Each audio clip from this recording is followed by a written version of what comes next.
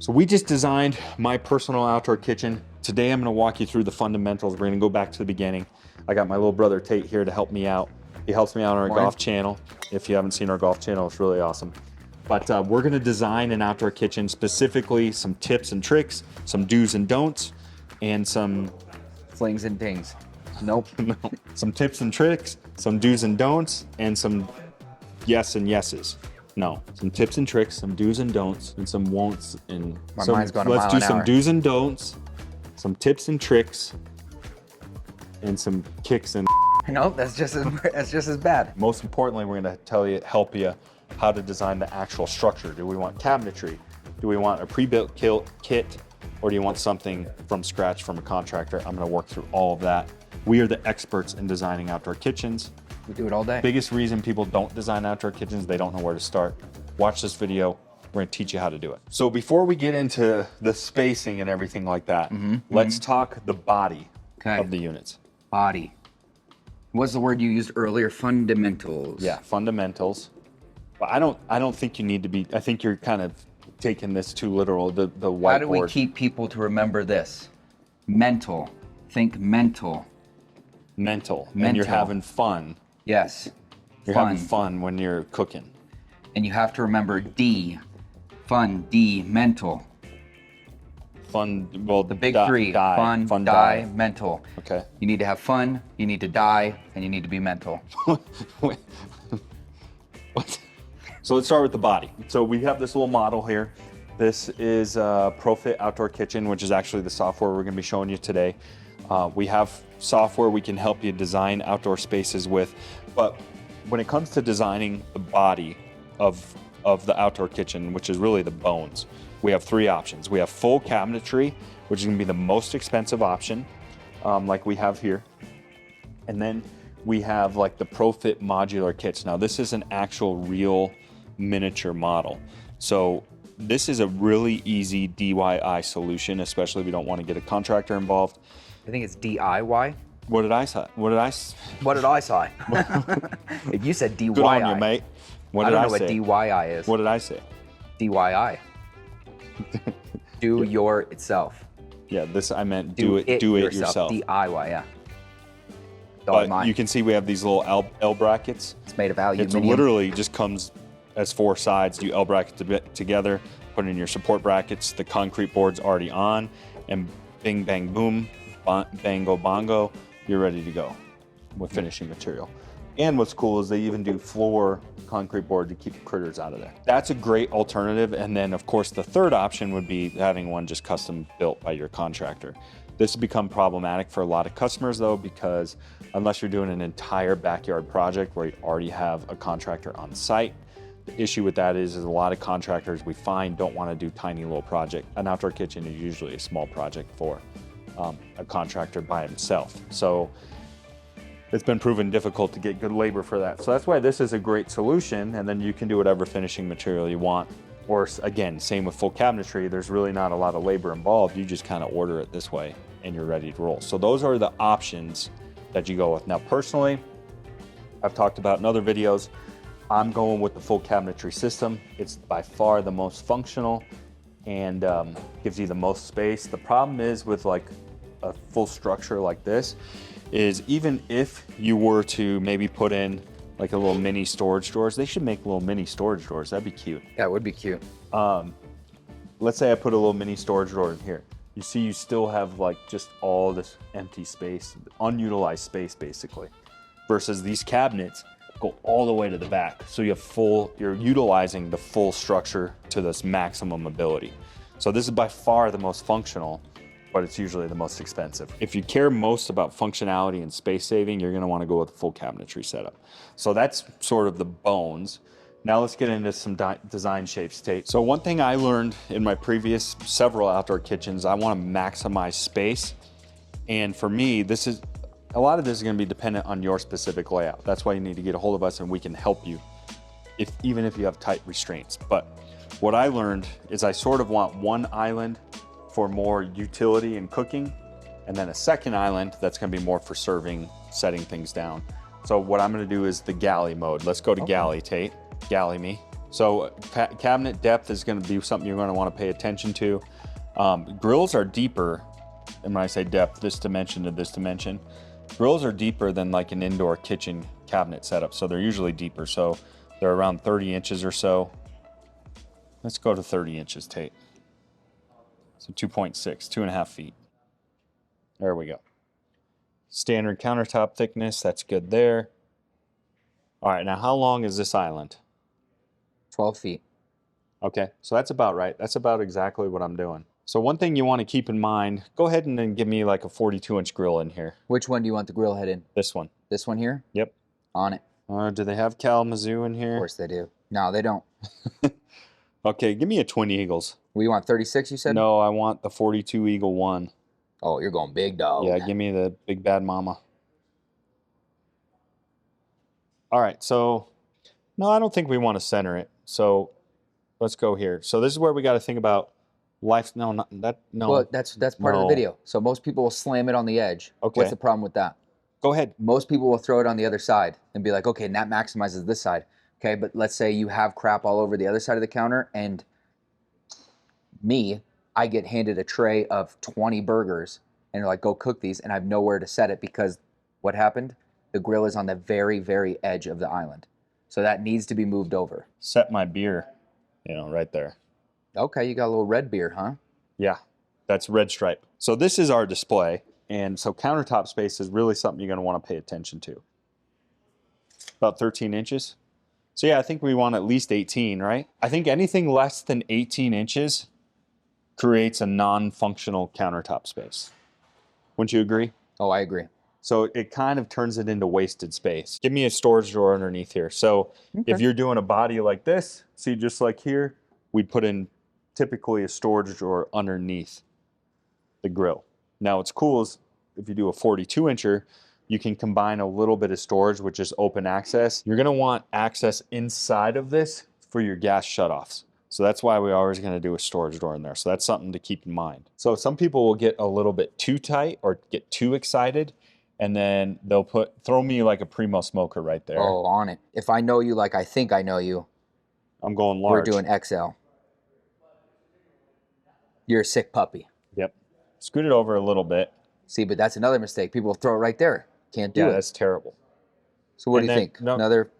Okay, yeah, if we're doing the 18-inch rule, now give me a pizza oven right here. So this is similar to what I had at my last house. The problem is we start cramming this in, and it's awesome that we got an individual smoker, we got a gas grill, and we got a pizza oven.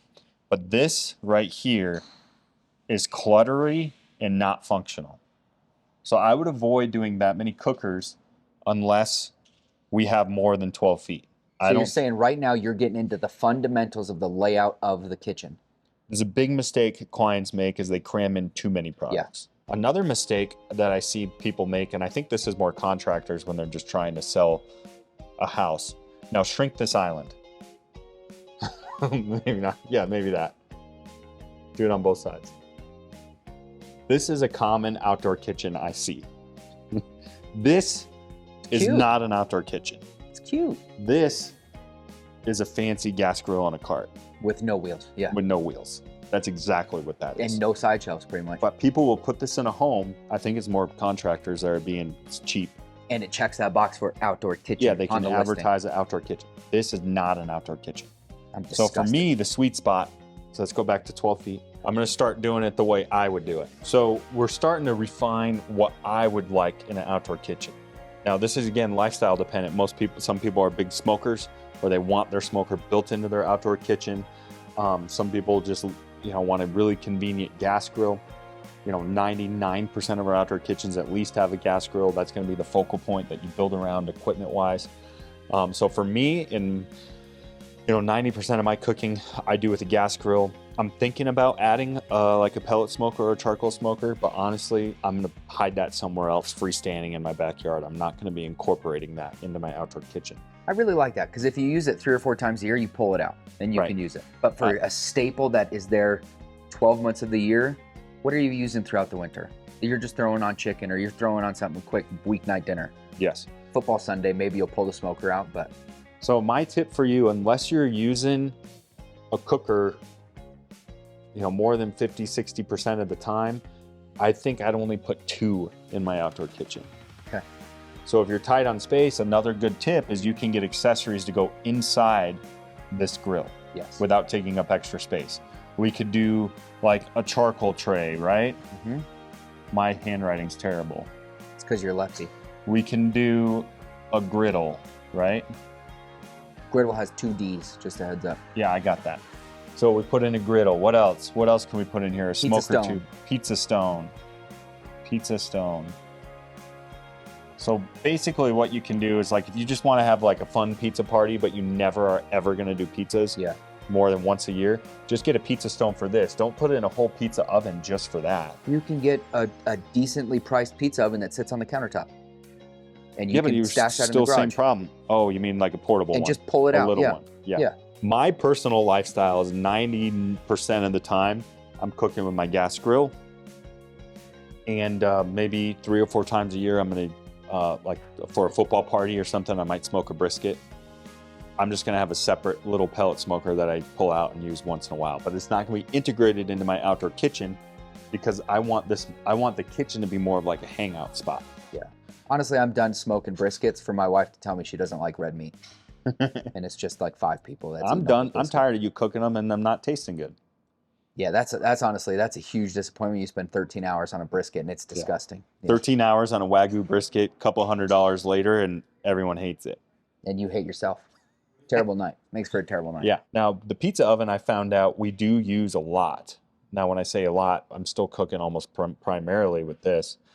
But we probably use the pizza oven half a dozen times. It's because we realize it's really fun.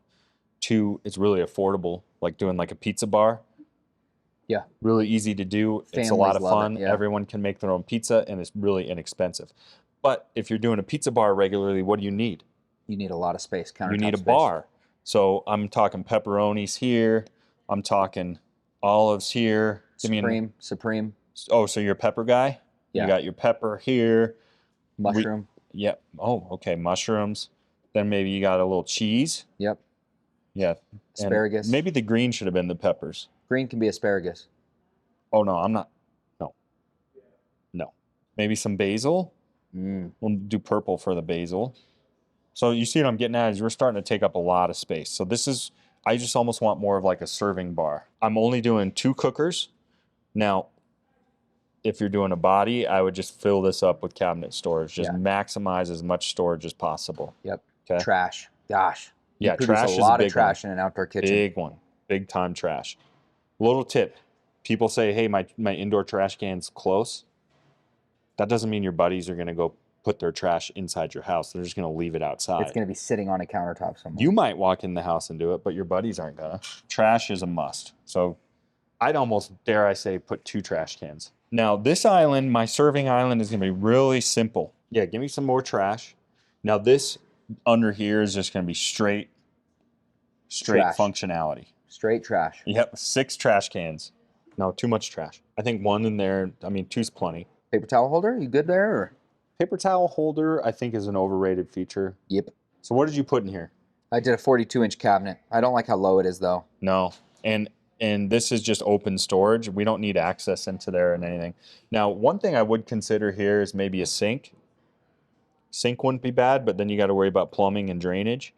I think in my house, I'm not going to mess with that. I think a sink is cool depending on your climate. Here in Denver, you just end up not using it throughout the winter because you have to winterize it all. Yeah. Now, I know what I'm going to do is just cram this full of refrigeration. So give me some refrigerators over here. Okay. Oh, ice maker.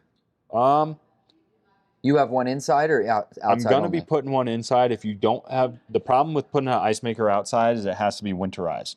And then half the year you don't have access to ice. Now that's here in Colorado. Depending if you're somewhere where it doesn't need to be winterized, 100% do an ice maker outside. Definitely maximize refrigeration. I would do 2, maybe 3. Yeah, honestly, that looks good. Like if we were in a different climate.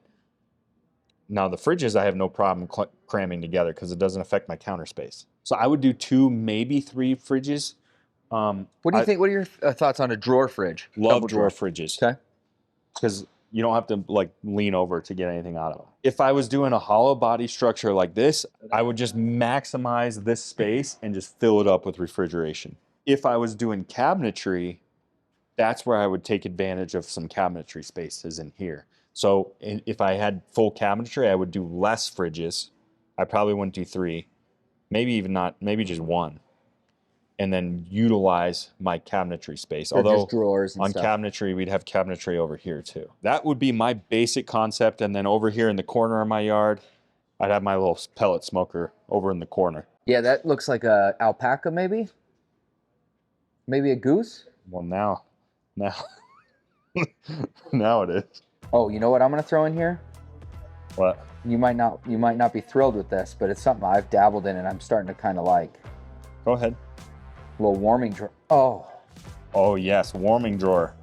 Very underrated. See, but again, this is where, what did you draw there? Is that like a charcoal grill? That's my or? pellet smoker. Oh, yeah. okay, a barrel smoker. Yeah. Nice. That's not where I'm putting it though. But yeah, warming drawer is great because it doubles as storage, but it also can like keep food warm, especially leftovers or if you're as you're taking stuff off the grill. Very, very underrated feature. But I would definitely think about a storage drawer. Yeah, just sure. real quick. I mean, in my opinion, I think that looks terrible. You'd raise this up and center it. Yeah, but so we could really dial this in. Yeah, it depends on how much direct sunlight it's going to get. Darker finishes on the countertops in direct sunlight do better because you don't have any discoloration or anything like that, depending on the material. Natural stone, like granites that have resin in them, that's going to yellow. That's why I kind of like this Urban Bonfire countertops because this material is specifically designed for the outdoors, which I think is really good. The only drawback with darker countertops is they can get really hot. So that's something to think about. Colors on the actual finishes of your cabinetry, that's going to be just total personal preference. Again, the darker finish is probably going to require a little more cleaning than a lighter finish. That just depends on the decor of what you're going for. That's not bad. So see how I got one primary cooker, I got a secondary cooker. These would probably be even closer together. Yep. Then I have all my cabinetry, some nice wood paneling on the side, some lighter countertops. Over in this corner, back in here, is my little porcupine. Oh, barrel smoker. Barrel smoker. Yeah, these are the little stakes on it. You know? Okay, got a little some New Yorks over there or what? Ribeyes. Always ribeyes. Oh. You could add a high bar top. Let's try that. There we go. So that's kind of slick. And then you do bar stools here. Yeah, there you go. That's great. I love that. Simple, clean, elegant, looks high end, but very, very functional. Oh my God, which one of these is the right one? It's the reason I do a lot of these videos alone. Yeah, let's not be rude. You made this kind of a fat fatty though. That's okay though. What did I do? I think it just added a full extension. That's okay. Oh yeah, it changed the depth. Get them a little closer together. Bring them a little closer together for me. Okay, yeah, I can do that for you. Probably like 4 feet or so, like a walk-through area. I think 4 feet's probably a little tight. Yeah, give me 6 feet. Yeah, you need to at least be able to lay down. Yeah, that's looking good. Oh yeah, Mikey likey. So I'm gonna have something like that going on at my house. Stay tuned for brands, but that's some really, hopefully simple tips on how to design an outdoor kitchen. Again, we design outdoor kitchens all day, every day. If you need some help doing it, hit us up anytime. We'll see you guys next time.